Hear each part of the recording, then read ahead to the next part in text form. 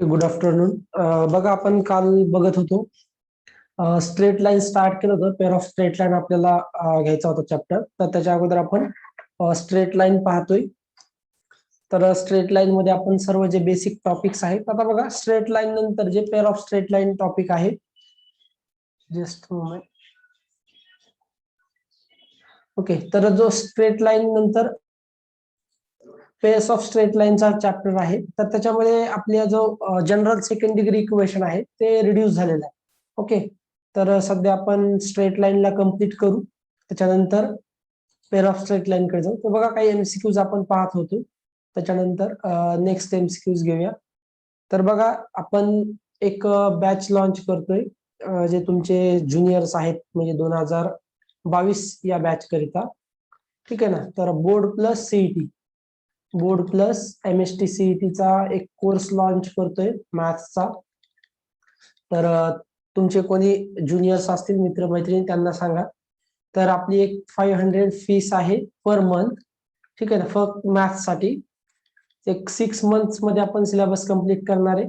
तर जर one time payment केलं, जर 500 पर मंथ केलं, तर तुमची एक 6 महिने म्हणजे 6 into 500, तर एक 3000 फीस होईल. जर तुम्ही वन टाइम पेमेंट केलं तर ते तुम्हाला 2000 रुपयामध्ये कोर्स होईल. बघा तुमचे कोणी मित्र असतील किंवा मैत्रिणी, ज्युनियर्स, तर त्यांना सांगा, त्यांच्यापर्यंत माहिती पोहोचवा. आणि ही जी बॅच आहे ती 15 ऑगस्ट पासून स्टार्ट होईल. ठीक आहे, ते 6 मंथ्स मध्ये कम्प्लीट केल्या जाईल. तर लाईव्ह लेक्चर्स असणारे झूम ऍप वरती, डेली लेक्चर राहील त्यांचं. ठीक आहे, तर चला आपण सुरू करूया आपले लेक्चर. एमसीक्यूज पाहतोय आपण पेअर ऑफ स्ट्रेट लाईनचे. ठीक आहे, बघा नेक्स्ट एमसीक्यूज आहे, the number of straight lines. बघा, the number of straight lines which are equally incline to both the axes is. तर किती स्ट्रेट लाईन्स आहेत की ज्या काय सांगते, equally incline to both the axes. आता कालच बघितलं होतं आपण, ह्या दोन ऍक्सेस आहेत आपल्याकडे, बरोबर. एक एक्स ऍक्सिस आहे आणि एक काय आहे तुमच्याकडे, वाय ऍक्सिस. ठीक आहे, एक झाली एक्स ऍक्सिस आणि एक आहे वाय ऍक्सिस. ओके, ही आहे तुमची एक्स ऍक्सिस आणि ही आहे वाय ऍक्सिस. तर काय सांगितलंय, the number of straight lines which are equally inclined. कालच बघितलं होतं बघा की इक्वली इन्क्लाइंड म्हणजे काय, अशी एक स्ट्रेट लाईन असेल आणि इकडे एक अशी. ओके, तर व्यवस्थित ड्रॉ करायची त्याला. स्ट्रेट लाईन असेल आणि ती ओरिजिन मधून जाणारी असेल. ओके, मेन म्हणजे काय असणार, ती तुमची ओरिजिन मधून पास होणारी स्ट्रेट लाईन असेल. ओके, अशी एखादी स्ट्रेट लाईन असेल. ओके, तर ही जी स्ट्रेट लाईन असेल आणि ही, या दोघी स्ट्रेट लाईन काय करतील, इक्वली इन्क्लाइंड. म्हणजे इथे जो अँगल असणार आहे थिटा, तर इथे पण काय असणार आहे, थिटाच. हा थिटा, तर हा पण थिटा. ओके, मग अशा किती लाईन्स आहेत की ज्या दोन्ही ऍक्सेसला, म्हणजे एक्स ऍक्सिस आणि वाय ऍक्सिसला इक्वली इन्क्लाइंड आहेत. इन्क्लिनेशन माहिती तुम्हाला, इन्क्लिनेशन म्हणजे काय, angle made by with positive X axis किंवा पॉझिटिव्ह वाय ऍक्सिस. ठीक आहे, तर बघा, म्हणजे पॉझिटिव्ह वाय ऍक्सिस इथे इन्क्लिनेशन नाही, पण इन्क्लिनेशन विथ वाय ऍक्सिस. तर इथे म्हणजे एक्स ऍक्सिस सोबतचा अँगल, वाय ऍक्सिस सोबतचा अँगल कसा असला पाहिजे, इक्वल असला पाहिजे. अशा किती स्ट्रेट लाईन्स आहेत, तर फक्त 2 स्ट्रेट लाईन्स आहेत. ओके, तर option number B correct answer आहे. येस, नेक्स्ट बघा. आता नेक्स्ट एमसीक्यू आहे. Okay, next question. थोडस त्याला आपण, ओके बघा, नेक्स्ट क्वेश्चन आहे, the lines passing through. Okay, तर lines passing through 1,0 and -2,3 √3 making an angle of dash with X axis. बघा, लाईन पासिंग थ्रू. ओके, आता काय फाइंड करायचं तुम्हाला, बघा हे काय दिलेले, मला 2 पॉइंट दिलेले. The line passing through this makes an angle of. ठीक आहे ना, अँगल फाइंड करायचा विथ एक्स ऍक्सिस. बघा, आता तुम्हाला माहिती 2 point form, equation of a straight line in 2 point form माहिती, किंवा ते फाइंड करण्यापेक्षा, आता जर 2 पॉइंट असतील माझ्याकडे, तर स्लोप काय असतो, जर पॉइंट x1 y1 आणि x2 y2 जर स्ट्रेट लाईन वरचे 2 पॉइंट माहित असतील, तर त्या लाईनचा आपल्याला स्लोप माहित असतो, बरोबर. आता काय दिले, line passing through this 2 points and makes an angle of. तर आपल्याला काय फाइंड करायचं, याचा स्लोप, बरोबर. मग आता x1 y1 दिलाय, मग इक्वेशन ऑफ लाईन फाइंड करायचं का, नाही. इक्वेशन ऑफ लाईन आपल्याला इथे फाइंड करायचं नाही. मग आपण काय करणार, equation of line pass find नाही करणार, डायरेक्टली काय करणार, y2 - y1 upon x2 - x1 काय आहे, slope of a line. Okay, slope of a straight line passing through x1 y1 and x2 y2 काय असतो y2 minus y1 upon x2 minus x1 is equals to m. Okay, मग m is equals to बघा equation मध्ये जे काही तुमचा formula आहे त्याच्यामध्ये सबस्टिट्यूट करा व्हॅल्यू y2 बघा हा x1 y1 x2 y2 y2 म्हणजे काय √3 मायनस 0 अपॉन x2 बघा x2 काय असणार आता -2 -1 okay which is equals to √3 upon -3 which is equals to -1 upon √3. ठीक आहे ना. बघा 3 ला कसं लिहू शकतो आपण 3 ला काय लिहिता येईल √3 3 is equals to बघा 3 ला काय लिहिता येईल आपल्याला √3 into √3. ओके, तर एक जो एक √3 डिनॉमिनेटर मधून न्यूमरेटर सोबत कॅन्सल होईल आणि काय आन्सर भेटणार आहे आपल्याला -1 upon √3. ओके, बघा आता -1 upon √3 भेटला काय भेटला स्लोप. पण तुम्हाला काय माहिती टॅन थिटा म्हणजे काय असतो स्लोप. ठीक आहे ना, टॅन थिटा म्हणजे काय असतो स्लोप म्हणजे tan theta is equals to काय भेटलं तुम्हाला -1 upon √3. ओके, म्हणजे theta is equals to tan inverse of -1 upon √3. Okay, किंवा -1 upon √3 घ्या किंवा √3 upon 3. ठीक आहे, तर काय भेटलं -1 upon √3 बरोबर आहे. मग आता बघा की कोणत्या अँगल साठी व्हॅल्यू काय भेटणार आहे 1 upon √3. बरं चेक करा 1 upon √3 कुठं भेटतो. यस 1 upon √3 व्हॅल्यू कोणत्या अँगलची असते बघा बरं कोणत्या अँगलची येते 30 डिग्री. 1 upon √3 60 येतो का 30. बरं साइन 30 किती असतो 1/2 कॉस 30 काय असतो √3 बाय बरोबर आहे ना. साइन 30 1/2 असतो कॉस 30 किती असतो √3/2 साइन अपॉन कॉस टॅन असतो ना हा 2 कॅन्सल होईल हा वरती जाईल ना म्हणजे काय भेटेल मला 1 upon √3. बघा 30 जर अँगल बघितला तुम्ही आता हे आपण ओके राहू दे याला जस्ट मोमेंट. ओके बघा हा जो काही आपल्याकडे -1 upon √3 आलाय बरोबर हा काय भेटला मला tan theta is equals to -1 upon √3. बघा मला काय माहिती की टॅन 30 इज इक्वल्स टू काय आहे 1 upon √3. टॅन 30 काय आहे 1 upon √3. तर बघा टॅन 31 आपण पण आपल्याला किती दिले -1 upon √3 दिलेला आहे -1 upon √3. मग काय करायचंय बघा असा ज्या वेळेस आपल्याकडे फर्स्ट क्वाड्रंट ASTC बरोबर ऑल साइन टॅन आणि cot okay cos all positive first quadrant second मध्ये साइन पॉझिटिव्ह थर्ड मध्ये टॅन कॉट आणि इथे कॉस ओके कॉस आणि सेक असेल. तर आपल्याला काय करायचं बघा इथे ज्या वेळेस 30 होता बरोबर ना टॅन 30 तर त्याला आपण काय करूया π/2 प्लस थिटा लिहूया बरोबर. म्हणजे जर समजा मी असं लिहिलं tan of π/2 plus theta is equals to काय येणार आहे tan of π/2 plus theta which is equals to बघा जर असं असेल tan of π/2 plus theta is equals to आता बघा सेकंड क्वाड्रंट मध्ये टॅन कसा असतो सेकंड क्वाड्रंट मध्ये निगेटिव्ह असतो बरोबर आहे का. हे बघा टॅन सेकंड क्वाड्रंट मध्ये बघा पहिल्या क्वाड्रंट मध्ये काय ऑल पॉझिटिव्ह सेकंड मध्ये साइन पॉझिटिव्ह फक्त साइन आणि कोसेक पॉझिटिव्ह असतात बाकीचे निगेटिव्ह म्हणजे निगेटिव्ह झाला. ओके आणि त्यानंतर काय येणार आहे मग आता इथे बघा टॅन ऑफ π/2 प्लस थिटा टॅनचा काय राहील टॅन ओके आणि इथे काय होईल थिटा म्हणजे which is equals to minus tan theta म्हणजेच काय बघा आता इथे काय करणार टॅन ऑफ π/2 प्लस किती येणार आहे आता इथे 30 π/2 म्हणजे काय लिहा 90 लिहा इथे ओके 90 डिग्री लिहूया म्हणजे सिंपल जाईल तुम्हाला डिग्री मध्ये दिलेलं आहे 90 degree plus 30 degree is equals to minus tan 30 degree which is equals to -1 upon √3. Okay म्हणजेच काय 90 प्लस 30 किती होतं 90 प्लस 30 120. ठीक आहे ना म्हणजे तुमचा थिटा जो आहे तो 120 डिग्री आला पाहिजे बरोबर. तर टॅन थिटा म्हणजे तुमचा डिग्री काय असणार आहे 120 डिग्री. ओके अँगल जो असणार आहे तो किती असणार आहे 120 डिग्री असणार आहे. बघा नेक्स्ट बघूया आता आपण ओके नेक्स्ट क्वेश्चन आहे ठीक आहे बघा lines passing through the points 3, -4 and -2, 6 and the line passing through -3, 6 and 9, -18 are perpendicular are parallel making an angle of 60 degree with each other, none of this. Okay, बघा काय दिले, line passing through 2 points. पहिल्यांदा point दिले 3,-4 -2,6. त्याच्यानंतर line दिलेली आहे passing through -3,6 आणि 9,-18. Okay, तर आपल्याला काय करायचे, दोघांचे स्लोप फाइंड करायचे. स्लोप वरून आपल्याला समजेल की ते पॅरलल आहेत की परपेंडिक्युलर आहेत. ओके, मग बघा पहिल्या लाईनचा स्लोप फाइंड करू. M1 is equals to, okay, y2 minus y1. y2 इथे बघा 6 -4 अपॉन -2 -3. ओके, हा इथे 3 दिलेला आहे बघा. डायरेक्टली घेतोय. आता इथे पॉइंट्स तुमच्याकडे आहेत बरोबर, y2 minus y1, x2 minus x1 बरोबर. आता स्लोपचा फॉर्म्युला माहिती, 6 मायनस मायनस प्लस होईल 4, हा झाला 10, डिवायडेशन मध्ये काय असणार आहे -5 which is equals to -2. Okay, M1 काय भेटला -2.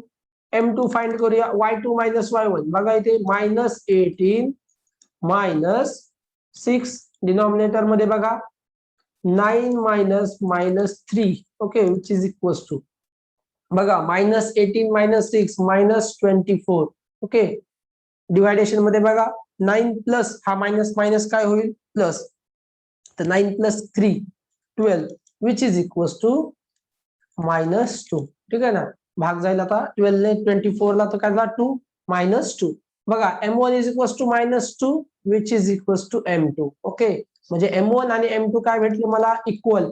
आणि दोन्ही स्लोप जर इक्वल असतील, दोन लाईनचे स्लोप्स इक्वल असतील, तर त्या लाईन्स कशा असतात, त्या लाईन्स पॅरलल असतात बरोबर. म्हणजे ते काय ऑप्शन काय असणार तुमचा, option number B. Okay, the lines passing through points 3,-4 -2,6 and -3,6 and 9,-18 are parallel.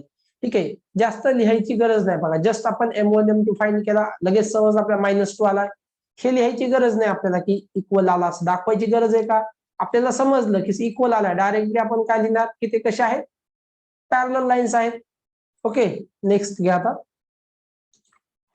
Next question आहे बघा, equation of a line passing through 4,-6.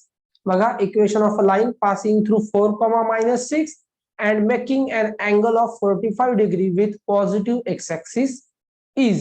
बघा, इक्वेशन ऑफ अ लाईन काय करते, पासिंग थ्रू 4,-6 म्हणजे पॉइंट दिलेला आहे मला, making an angle 45 degree with positive X axis. बघा डायरेक्टली ते तुम्हाला इक्वेशन ऑफ लाईन फाइंड करता येईल कशावरून, स्लोप पॉइंट फॉर्म वरून. बघा पॉइंट दिलेला आहे, स्लोप दिलाय का नाही दिलं, काय दिले 45 अँगल दिलाय, पण टॅन थिटा काय असतो तुमचा स्लोप.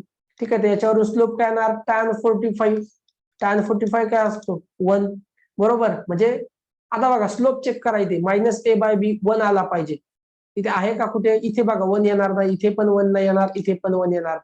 स्लोप फक्त मी चेक करते, बाकी काहीच नाही. इथे बघा 1 येईल मला, x - y - 10 is equal to 0. Slope काय असतो, x + by + c is equal to 0 असेल तर स्लोप काय असतो बघा -a/b. स्लोप आहे, कालच बघितलं, -x coefficient upon y, sorry x coefficient of x upon coefficient of y minus into coefficient of x upon coefficient of y. आता बघा कोएफिशिएंट ऑफ x काय आहे 1 आणि कोएफिशिएंट ऑफ y काय -1 which is equal to 1. Okay, तर बघा angle मला दिलेला होता 45, त्याच्यावरून स्लोप आला 1. तर इथे जे ऑप्शन्स आहेत ते फक्त ऑप्शन नंबर ए चाच फक्त स्लोप 1 आहे, बाकी सर्वांचा स्लोप वेगळा आहे. आता बघूया 4,-6 सॅटिस्फाय करतो का इक्वेशन ए. बघा स्लोप जरी असेल, ठीक आहे, आता इथे ऑप्शन्स नाहीयेत, म्हणजे समजा आपल्याकडे आपल्याला 4,-6 हा जो पॉइंट आहे, या पॉइंटने इथे या ऑप्शन पैकी जे आन्सर असणार आहे ते इक्वेशन सॅटिस्फाय केलं पाहिजे बरोबर. ते चेक करण्याची गरज नाही, आता ऑलरेडी आपल्याला एकच इक्वेशन असं भेटलं की ज्याचा स्लोप 1 आहे. ठीक आहे, तरी आपण चेक करून बघूया. बघा 4,-6 ठेवायचा, x च्या जागी 4 -6 च्या जागी काय ठेवणार -6 -10 विच इज इक्वल टू, बघा हा मायनस मायनस प्लस होईल आणि 4 + 6 10 -10 इज इक्वल टू 0. ओके, म्हणजे मला राईट हँड साइडला 0 होता, तर मला 0 भेटतो लेफ्ट हँड साइडला पण. ओके, हा पॉइंट सबस्टिट्यूट केल्यानंतर म्हणजे ऑप्शन ए आन्सर करेक्ट आहे. ओके, तर बघा बाकीचे ऑप्शन्स तर मला इथे चेक करण्याची गरज नव्हती, तरीही आपण बघू शकता की BCD. आता इथे एखादं असं इक्वेशन असेल की जे 4,-6 ला सॅटिस्फाय करत असेल, परंतु त्यांचे स्लोप्स हा वन नाहीये, त्यामुळे ते आन्सर असणार नाही. ओके, नेक्स्ट बघा आता.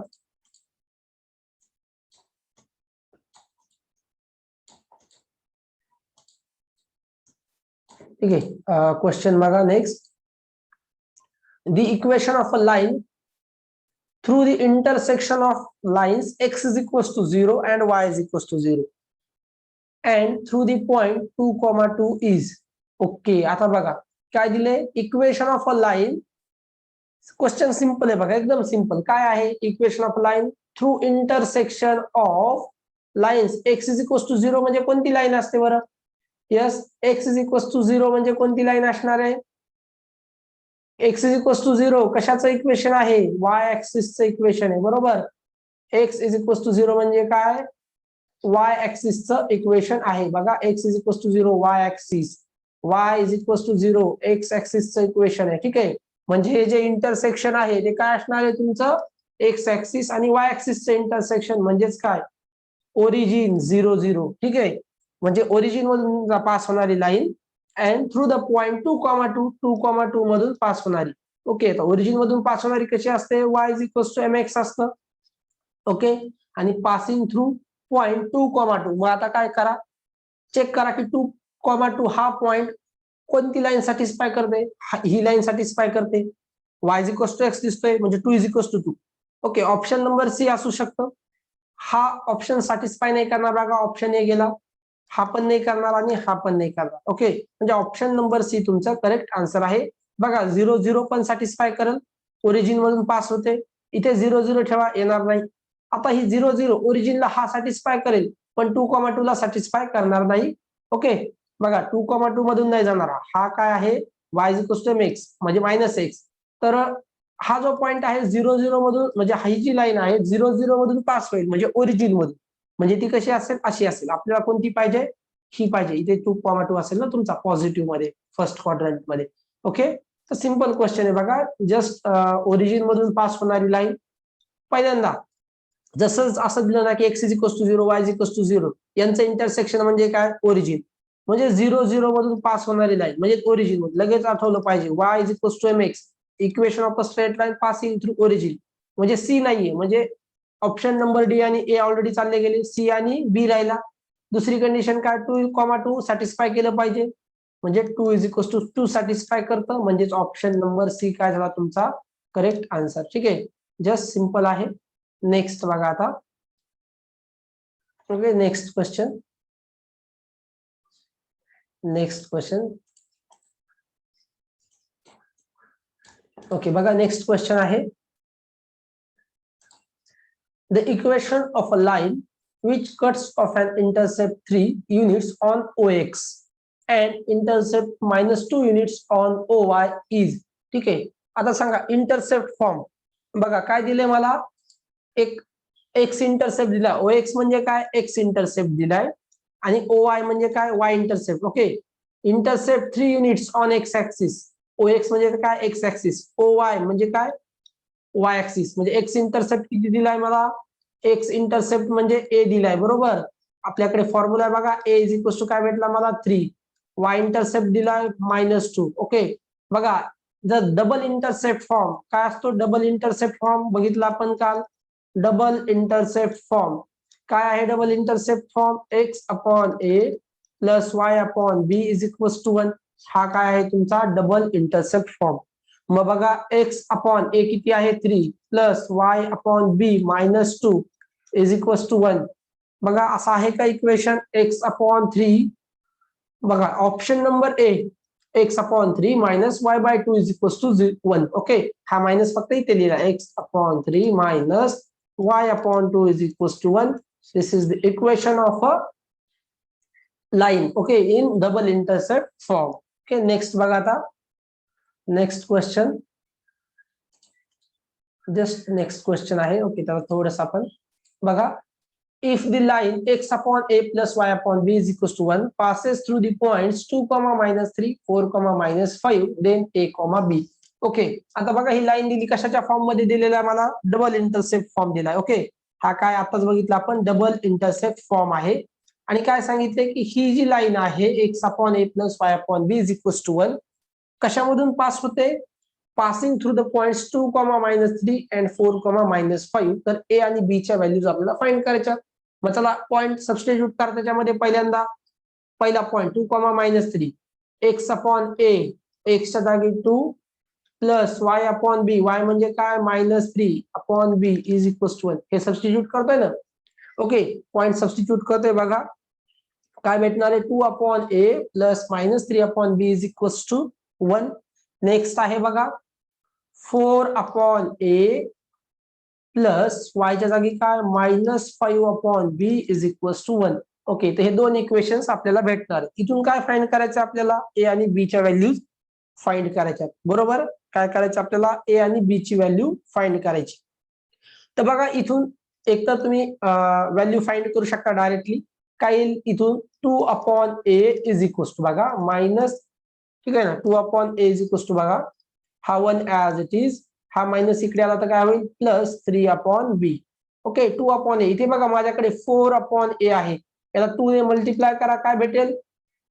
याला जर 2 ने आपण मल्टिप्लाय केलं बोथ साइड्सला तर काय भेटेल मला? इम्प्लाइज 4 अपॉन ए. बघा दोन्ही साइडला मी 2 ने मल्टिप्लाय करतोय. 2 + 6 अपॉन बी. 2 ने मल्टिप्लाय केलं तर 2 + 6 अपॉन बी. याच्या जागी काय लिहितो मी आता?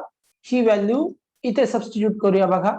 इम्प्लाइज 4 अपॉन ए च्या जागी काय लिहितो आपण? 2 + 6 upon b minus 5 upon b is equal to 1. Okay, मग बघा ए आणि बी च्या व्हॅल्यूज फाइंड करतोय आपण.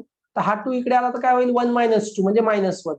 6 अपॉन बी, तर बी कॉमन काढला मी. 6 - 5 इज इक्वल टू 1 - 2. हा +2 इकडे आला, राईट हँड साइडला -2 झाला which is equal to -1. 6 - 5 is 1 upon b is equal to -1 म्हणजे बी इज इक्वल टू काय भेटला मला? -1. ठीक आहे ना, हा इकडे जाईल आणि हा मायनस इकडे येईल. तर बी इज इक्वल टू -1. बघा बी इज इक्वल टू -1 किती ठिकाणी दिलाय? ऑप्शन नंबर सी आणि डी मध्ये दिलाय. म्हणजे मला ऑप्शन ए आन्सर फाइंड करावं लागेल एच. ओके, आता कोणत्याही इक्वेशन मध्ये बी ची व्हॅल्यू सबस्टिट्यूट करा, तुम्हाला आन्सर भेटेल. ओके, तर बघा बी इज इक्वल टू काय -1 ठेवतो इथे. 2 अपॉन ए काय आहे मला? इथून 2 upon a is equal to 1 + 3 upon b. B च्या जागी -1. ओके, म्हणजे 1 - 3 होईल. हा 1 - 3 म्हणजे -2. 2 upon a is equal to -2 म्हणजे हा 2 कॅन्सल होईल. तर ए परत मला काय भेटणार आहे? -1 भेटणार आहे. समजतं नाही? हा 2 कॅन्सल होईल तर -1. मग हा बघा कसं येईल ते, जस्ट कन्फ्युजन नाही, जस्ट सिंपल कॅल्क्युलेशन आहे. तर बघा हा 2 ए इकडे जाईल, हा 2 कॅन्सल झाला तर काय होईल? 1 upon a is equal to -1 म्हणजे हा काय होईल? 1 is equal to -a. Minus ने मल्टिप्लाय करा, -1 इज इक्वल टू ए म्हणजे ए इज इक्वल टू -1 भेटला. म्हणजे -1, -1. ऑप्शन नंबर बघा डी आहे करेक्ट आन्सर. ठीक आहे, -1, -1. ठीक आहे, आलं लक्षात? कसं सॉल्व्ह करायचं? हा जर समजा थोडंसं कॅल्क्युलेशन करायला वेळ लागत असेल तर पॉईंट सबस्टिट्यूट करून बघा या इक्वेशन्स मध्ये. बरोबर, या इक्वेशन्स मध्ये बघा पॉईंट जर 1, 1 ठेवला तर काय भेटेल? 2 - 3 -1. पहिलंच इक्वेशन सॅटिस्फाय नाही करत. नंतर -1, 1 ठेवा. -1, 1 काय होईल? -2 - 3 -5 सॅटिस्फाय नाही करणार. नंतर 1, -1 करा. 2 + 3 5 येणार नाही. बघा -1, -1 जर केलं तर हा -2 आणि हा मायनस प्लस होईल. 2 -2 + 3 1 म्हणजे हा फक्त तुमचा डी हा पॉईंट. तुम्हाला एवढं सॉल्व्ह करायचीच गरज नाही.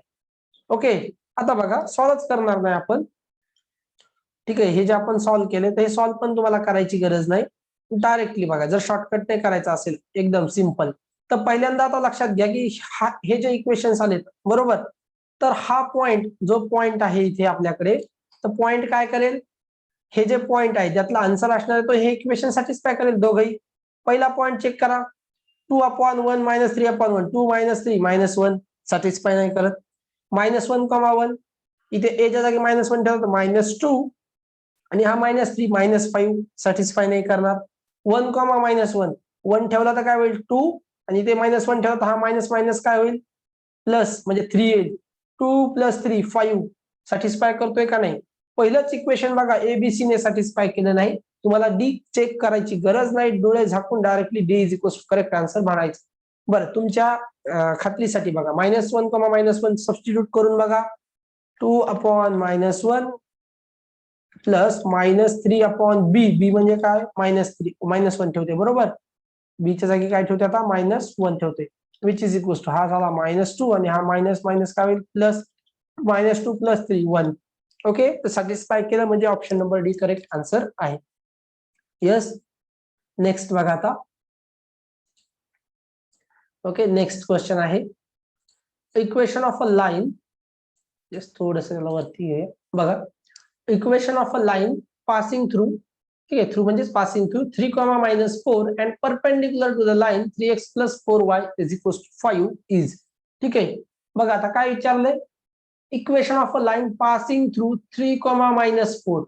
आता बघा ज्यावेळेस असं दिलेलं असतं ना की पासिंग थ्रू, तर इथे 4 ऑप्शन्स आहेत, म्हणजे जी करेक्ट आन्सर असणार आहे ते काय करेल, हा पॉइंट सॅटिस्फाय करेल. ओके, दुसरी कंडिशन बघा, perpendicular to this line, perpendicular आहे या लाईनला, म्हणजे याचा स्लोप काय असणार आहे -3/4.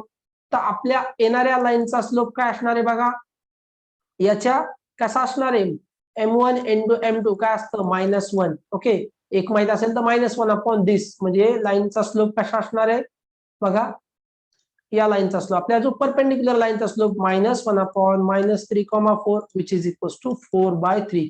ओके, म्हणजे परपेंडिक्युलर लाईनचा स्लोप काय असणार आहे 4/3. बघा जी आपली रिक्वायर्ड लाईन आहे ती काय आहे, perpendicular to this line. Okay, जी रिक्वायर्ड लाईन आहे ती याला परपेंडिक्युलर आहे बरोबर. बघा 3x + 4 आहे, मग याची परपेंडिक्युलर लाईन कशी फाइंड करणार. ओके, याची परपेंडिक्युलर लाईन कशी फाइंड करतो आपण, की तिचा स्लोप किती आला पाहिजे 4/3 आला पाहिजे. ओके, आपण बघितलं 4/3, मग बघा इथे 4/3 स्लोप कोणाचा आहे, हा आहे का 4/3 नाही. ओके, 4/3 स्लोप हवा आहे आपल्याला. मग बघा इथे येतोय का 4/3, यस इथे येईल बघा, सी मध्ये बघा हा -4/3 बरोबर, -a/b बरोबर. हा एक्स इथे दिलाय तरी पण चेक करा इथे बघा, हा जो ऑप्शन नंबर सी आहे तर काय असतं minus coefficient of x -4/b coefficient of Y. ठीक आहे, तर काय येणार आहे आन्सर 4/3. आता याचा 4/3 आला तर ऑप्शन ए आणि ऑप्शन बी चालले गेले ऑलरेडी बरोबर, कारण त्यांचे जे स्लोप आहेत ते 4/3 येणार नाहीत. इथे चेक करावं लागेल आपल्याला बरोबर, कारण बघा एक्सचा कोएफिशियंट काय येते 4/3, पण तो इकडे घ्यावा लागेल आपल्याला बरोबर, म्हणजे -4/3. इथे आपण चेक करूया, मायनस एक्सचा कोएफिशियंट -4/3 आणि डिनॉमिनेटर मध्ये वायचा कोएफिशियंट 1, म्हणजे हा 4/3 येतोय. बघा आता सी आणि डी या दोघांचे जे स्लोप्स आहेत ते मला काय भेटले 4/3 भेटले बरोबर. बघा दोन मला अशा, आता इथे तुम्ही डायरेक्ट 4/3 नका घेऊ, किंवा डायरेक्टली तुम्ही याच्यावरून सांगू शकता. ओके, तुम्हाला असं करायची गरज नाही, डायरेक्टली या इक्वेशन कडे बघून कसं सांगणार बरं. हा कसा आहे y - y1 = m × bracket x - x1 या टाईपचा आहे बरोबर. स्लोप इंटरसेप्ट फॉर्म म्हणजे m काय असणार आहे स्लोप असणार आहे, म्हणजे हा 4/3 काय ऑलरेडी स्लोप आहे. ओके, तर हे लक्षात आलं पाहिजे बघा की 4/3 म्हणजे या लाईनचा स्लोप 4/3, या पण लाईनचा स्लोप काय आहे 4/3. मग आपल्याला काय पाहिजे होतं की 4/3 असणारी लाईन आपली रिक्वायर्ड लाईन आहे बरोबर, पण दोन लाईन भेटल्या मला की ज्यांचा स्लोप कसा आहे 4/3. ओके, मग मला दुसरी कंडिशन वापरा की 3, -4 ने इक्वेशन सॅटिस्फाय केलं पाहिजे. मग चेक करूयात बघा, 3 वायच्या जागी -4 आणि एक्सच्या जागी काय आहे 3, which is equal to 3 × -4 -12, 4 × -3 -12 is equal to -24. मला काय पाहिजे +24 पाहिजे होता, पण -24 आला, म्हणजे which is not equal to RHS. म्हणजे हा जो पॉइंट आहे इक्वेशन ऑफ लाईन सॅटिस्फाय नाही करत आहे. ठीक आहे, म्हणजे हा पॉइंटने सॅटिस्फाय केलं पाहिजे बरोबर, सॅटिस्फाय नाही करत आहे तर हे आन्सर चाललं गेलं, डी आन्सर असणार आहे तुमचं. आपण चेक करूया पॉइंट म्हणून. ओके, तर वायच्या जागी काय सबस्टिट्यूट करायचं आहे -4.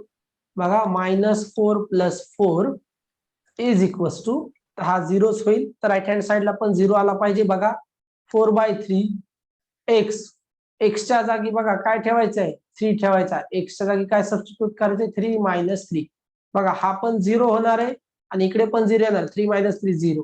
Okay, right hand side is equal to LHS is equal to RHS. Okay, म्हणजेच तुमचं ऑप्शन नंबर डी काय असणार आहे करेक्ट आन्सर.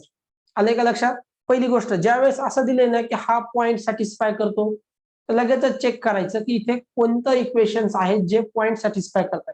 बघा पॉईंट पेक्षा सोपं काय आहे, पॉईंट चेक करण्यापेक्षा सोपं काय आहे चेक करायला, तर स्लोप चेक करायला सोपं आहे. बघा एखाद्या लाईनचा जर स्लोप माहित असेल आपल्याला, ओके, इथं जसा दिलाय ही लाईन दिली, याचा स्लोप आपल्याला डायरेक्टली दिसतो. ओके, बघितल्या काय लक्षात येईल, -a/b म्हणजे -3/4. तर याच्या परपेंडिक्युलर लाईनचा स्लोप काय आहे, 4/3. मग आपल्याला काय पाहिजे, equation of a line perpendicular to this line. Okay, म्हणजे इथल्या इक्वेशन्स जे दिलेले आहेत तिथे अशी लाईन बघा की जिचा स्लोप काय आहे, 4/3. मग मला 2 लाईन भेटल्या, म्हणजे हे ए आणि बी ऑलरेडी चालल्या गेले कशावरून, स्लोप करून. मग सी आणि डी मध्ये काय आहे मला, बरोबर 2 ऑप्शन्स आहेत. मग मला नेक्स्ट कंडिशन चेक करायची 3,-4 पॉईंटची. ओके, पॉईंट त्या इक्वेशन मध्ये सबस्टिट्यूट करून चेक करायचा. ओके, नेक्स्ट बघा आता क्वेश्चन, सिंपल क्वेश्चन आहे.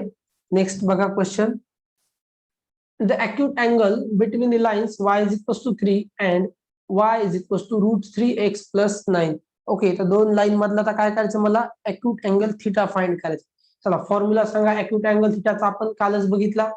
काय असतो acute angle थीटाचा फॉर्म्युला बघा, acute angle theta, just moment. Okay, तर 2 लाईन्स दिलेल्या असतील तर त्यांच्यातला थीटा फाइंड म्हणजे सॉरी त्यांच्यामध्ये अँगल, ठीक आहे, पण तो कसा असणार आहे, अॅक्यूट अँगल 2 लाईन्स मधला काय आहे, अॅक्यूट अँगल. जर स्लोप माहित असतील तर m1 - m2 upon 1 + m1 m2. मग आता आपल्याला काय फाइंड करायचे ते बघा, काय दिले, स्लोप दिलेले आहेत का, हे स्लोप दिलेत का, इक्वेशन ऑफ लाईन दिला, इथे स्लोप दिसेल बघा, y = mx + c, म्हणजे याचा स्लोप काय आहे, √3 आहे. y = कॉन्स्टंट लाईन आहे, बरोबर, म्हणजे एक्स ऍक्सिसला कशी असणार आहे ती लाईन, y = कॉन्स्टंट. ही लाईन कशी असते, एक्स ऍक्सिसला y = कॉन्स्टंट म्हणजे काय, एक्स ऍक्सिसला पॅरलल, म्हणजे स्लोप काय असणार आहे याचा, या लाईनचा स्लोप असणार आहे m1 = 0. ठीक आहे, m2 बघा, m2 काय आहे माझ्याकडे, √3. मग tan थीटा = फॉर्म्युला आहे माझ्याकडे बघा, आताच बघितला, मॉड ऑफ m1, ते बघा m1 - m2 upon 1 + m1 m2. बघा, if theta is acute angle between the lines with slopes m1 and m2. Okay, जर स्लोप दिलेले असतील तर फॉर्म्युला आहे डायरेक्टली m1 - m2 मॉड मध्ये आहे upon 1 + m1 m2. Okay, tan theta = काय आहे, mod of m1 - m2 upon 1 + m1 × m2, which is equals to बघा, m1 दिलेला आहे 0 आहे, -√3 upon 1 + m1 m2, 0 into this is 0, which is equals to mod of -√3 upon 1, which is equals to √3. Mod मध्ये minus असेल तरी काय येणार आहे आन्सर, मॉडची व्हॅल्यू पॉझिटिव्ह. ओके, √3 आला. ओके, tan थीटा = काय भेटलं मला, √3 भेटलेला आहे. तर थीटा = काय असणार आहे, 60 डिग्री, बरोबर आहे का, बघा 60 येतं का, √3 cos 60 किती असतो, बरोबर, बघा tan 60 = काय असणार आहे, sin 60 अपॉन cos 60. ठीक आहे ना, तर sin 60 असतो √3/2 आणि cos 60 असतो 1/2. हा 2 कॅन्सल होईल, आन्सर काय भेटणार आहे, √3. तर option number B correct answer आहे 60 डिग्री. ओके, नेक्स्ट बघा आता, next question, angle between the lines y = 2 - √3x + 5 and y = 2 + √3x - 7 = 0. Okay, आता हे जे इक्वेशन दिले ना, तर बघा y = तुम्हाला माहिती mx + c असं इक्वेशन असतं, y = mx + c. कम्पेअर करा तर हा स्लोप भेटेल तुम्हाला, हा, बरोबर, आणि इथे हा. मग बघा m1 = काय आहे, 2 - √3, m2 = काय आहे, 2 + √3, बरोबर. आणि आताच बघितलं formula, angle between the lines काय असतो, tan theta = mod of m1 - m2 upon 1 + m1 × m2, which is equals to बघा m1, बघा m1 काय आहे, 2 - √3, ओके, मायनस बघा 2 + √3 m2, डिनॉमिनेटर मध्ये 1 + m1 × m2, 2 - √3 × 2 + √3. Okay, which is equals to बघा mod of, हा 2 - √3 ऍज इट इज, हा minus मध्ये गेला तर हा -2 होईल, म्हणजे -2 + 2 कॅन्सल होईल आणि इथे -√3 हा -√3 -2√3 बरोबर. काय भेटणार आहे मला इथे आता -2√3 अपॉन, ठीक आहे, हा 1 as it is plus 2 - √3 2 + √3 a - b into a + b काय असतं a² - b². 2² is 4 -b² म्हणजे √3 चा square is 3. Okay, which is equals to -2√3 mod मध्ये डिवायडेड बाय, बघा 4 - 3 इज 1 आणि हा परत इथे 1 आहे, 1 + 1 is 2 which is equals to हा 2 कॅन्सल होईल, परत काय भेटणार आहे मला √3. ओके, √3 भेटलाय म्हणजे tan θ इज इक्वल्स टू काय भेटलं √3 भेटला. Therefore θ is equals to tan inverse of √3. Okay, आणि tan इनवर्स ऑफ √3 काय असतं 60 डिग्री. ठीक आहे, म्हणजे θ काय भेटला मला 60 degree, option number B. Okay, बघा अशा प्रकारे आपल्याला सॉल्व्ह करायचे क्वेश्चन्स. नेक्स्ट क्वेश्चन बघूया. Okay, length of perpendicular from 3,1 on the line. तर length of perpendicular from 3,1 on this line is, length of परपेंडिक्युलरचा फॉर्म्युला, ठीक आहे, बघा लेंथ ऑफ परपेंडिक्युलरचा फॉर्म्युला काय आहे, just see length of perpendicular. बघा कालच बघितलं होतं काय होता फॉर्म्युला लेंथ ऑफ परपेंडिक्युलरचा, बघा the length p of the perpendicular from x1 y1 to the line. तर काय करायचं आहे, जो काही पॉइंट आहे x1 y1, ओके, हा जो पॉइंट आहे x1 y1 सबस्टिट्यूट करायचा इक्वेशन मध्ये लाईनच्या आणि डिवायडेड बाय √a² + b². फक्त काय करायचं तुम्हाला मॉड मध्ये घ्यायचे. ओके, तर लक्षात घ्या ते जस्ट काहीच नाही, फॉर्म्युला अप्लाय करायचा आहे.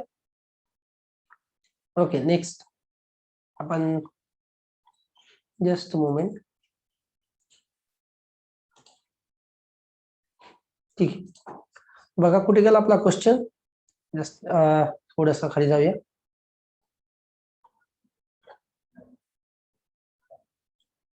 Okay, see this.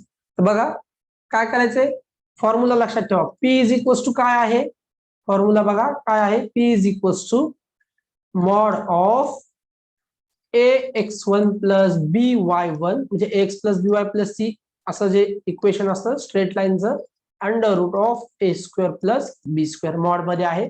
ओके, आता बघा ax म्हणजे काय 4, x च्या जागी काय करायचं आहे x1 म्हणजे 3, ओके, प्लस 3 × y च्या जागी, ठीक आहे ना, हा 3(1) म्हणजे काय x1 y1 तुम्हाला पॉइंट दिलेला आहे, काय दिले 3,1 x1 म्हणजे 3 y1 म्हणजे 1. ठीक आहे, तर x आणि y च्या जागी व्हॅल्यू सबस्टिट्यूट करायच्या, +20 अपॉन अंडर रूट मध्ये a². आता x चा कोएफिशियंट म्हणजे a असतो, 4² इज 16 + b², 9, 3 चा स्क्वेअर इज काय असतो 9. ओके, विच इज इक्वल्स टू बघा 4 × 3 इज 12 +3 + 20 डिनॉमिनेटर मध्ये आहे, अंडर रूट मध्ये 16 + 20 16 + 9 इज 25, अंडर रूट मध्ये 25, स्क्वेअर रूट काय असणार आहे 5 असणार आहे. तर बघा काय येणार आहे आता, which is equals to mod of 12 + 3 is 15 + 20 is 35, denominator मध्ये अंडर रूट ऑफ 25 चा जर स्क्वेअर रूट घेतला तर काय भेटेल आपल्याला 5. ओके, 5 ने आता डिवाइड करा तर काय भेटणार आहे 7. ओके, म्हणजेच आन्सर काय भेटलं मला 7. तर बघा परपेंडिक्युलर डिस्टन्स फाइंड करायचं तर 7, ऑप्शन नंबर बी झाला तुमचा correct answer, option number B. Okay, समजलं का आता, जस्ट फॉर्म्युला हे तर बेसिक क्वेश्चन आहे, जस्ट तुम्हाला एक फॉर्म्युला तिथे सबस्टिट्यूट करायचा आहे. ओके, नेक्स्ट बघा. Okay, next see distance of the point -2,3 from the line x - y is equals to 5 is. Okay, बघा distance of the point -2,3 काय सांगितलं, distance of the point -2,3 from the line x - y is equals to 5 is. आताच आपण बघितलं distance of a point x1 y1 simple आहे, find करता येईल.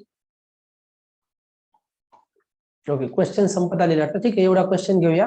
तर बघा डिस्टन्स ऑफ अ पॉइंट, आता फॉर्म्युला बघितला आपण काय असतो, p is equals to mod of ax1 + by1 + c upon under root of a square plus b square which is equals to, बघा ए म्हणजे काय, आता इथे ऍज इट इज एक्स हा -5 होईल इंटू, बरोबर, एक्सच्या जागी काय करणार आता, पॉईंट सबस्टिट्यूट करायचा आहे, किती आहे -2, ओके, x1 ठेवला, मायनस वायच्या जागी काय ठेवणार 3, हा जो 5 आहे हा इकडे येईल, ओके, -5 डिनॉमिनेटर मध्ये असेल under root of a square plus b square, बघा इथे एक्स चा कोएफिशियंट आहे 1 म्हणजे 1 येईल, आणि प्लस वायचा कोएफिशियंट -1 त्याचा स्क्वेअर केला तर परत 1 येईल, विच इज इक्वल्स टू, बघा हा -2 -3 होईल -5, आणि हा -5 -10 ऍडिशन केलं तर न्यूमरेटर मध्ये -10 आणि डिनॉमिनेटर मध्ये √2, ओके, तर डिनॉमिनेटर मध्ये काय आला √2.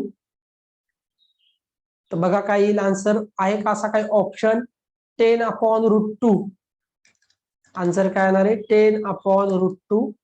जस्ट चेक करा हा -2 आहे का, जस्ट मुवमेंट, ओके, हा -2 वायच्या जागी -3 ठेवला, बरोबर, x plus b y plus c is equals to 0, तर हा -5 होता, बघा हा -2 -3 -5 -5 म्हणजे ऍडिशन होईल -10, 10/√2 आहे, ए आणि बी चा स्क्वेअर केला, ए स्क्वेअर 1 चा स्क्वेअर इज 1, वायचा कोएफिशियंट आहे -1 त्याचा स्क्वेअर केला तरी 1च येतो म्हणजे √2, ओके, 10/√2.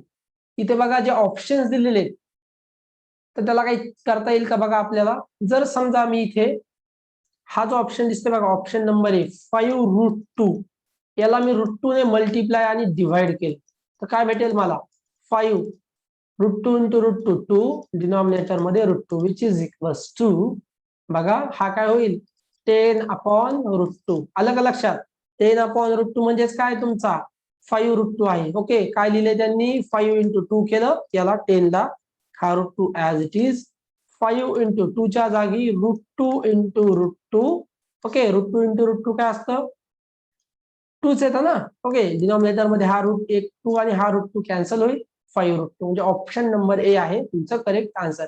ठीक आहे, तर बघा आता इथे आपण equation sorry straight line chapter जवळपास आपला इथे संपलेला आहे. उद्याला आपण पेअर ऑफ स्ट्रेट लाईनला चालू करू, आज बरेच जण जॉईंट पण नाही दिसत आहे. ठीक आहे, तर आज इथेच थांबूया आपण आणि उद्या आपण pair of straight line start करू. ठीक आहे, तर बघा पेअर ऑफ स्ट्रेट लाईन मध्ये ना तुमचा जो जनरल सेकंडरी इक्वेशनचा जो पोर्शन आहे तो कट झालेला आहे, तर मे बी उद्याच पेअर ऑफ स्ट्रेट लाईन संपून जाईल. ओके, तर जॉईन करायला सांगा बाकीच्यांना लेक्चर्स. ठीक आहे, तर आज आपण इथे थांबूया, उद्याला 12 वाजता लेक्चर होईल. Pair of straight line may be उद्या संपून जाईल. ओके, ठीक आहे, आता आपण इथे थांबूया.